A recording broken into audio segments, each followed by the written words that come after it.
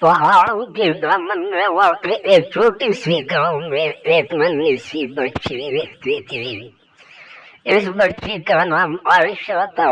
ابھی وہ صرف 7 برس کی تھی کہ اس کی والد ایک حادثے میں دنیا سے رخصت ہو گئی۔ ماں کے آنسو، غربت کی چادر اور تنہائی کی راتیں اس ننھی بچی کی زندگی کا حصہ بن گئی۔ عائشہ اکثر اسکول کے بعد گاؤں کے دوسرے بچوں کو دیکھتی جو اپنے والد کے ساتھ کھیلتے، اپنے باپ کے کندھوں پر بیٹھ کر ہنستے اور شام کو باپ کے ساتھ بازار جاتے تھے۔ عائشہ کی آنکھوں میں خواہش کی چمک تو ہوتی، مگر دل کے اندر ایک خالی پن تھا جو کبھی پر نہ ہوا۔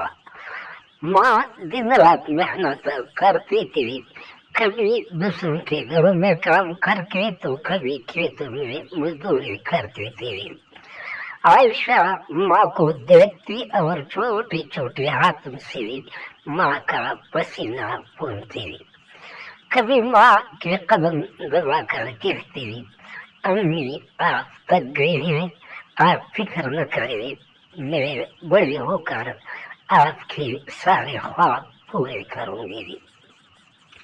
رات کو جب گاؤں کی آسمان پر چاند نکلتا، عائشہ چپکے سے کھڑکی سے آسمان کی طرف دیکھتی اور اپنے رب سے دعا کرتی، یا اللہ مجھے اتنی طاقت دے کہ میں اپنی ماں کا سہارا بن سکوں۔ جب وہ بڑی ہوئی تو اس نے پڑھائی میں کمال کر دکھایا۔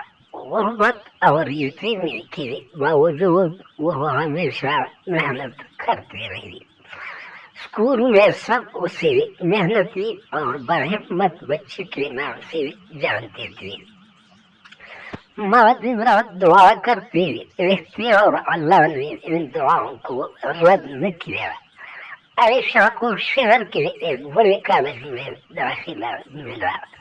شروع میں مشکلات آئی لیکن اس نے ہمت نہ ہاری۔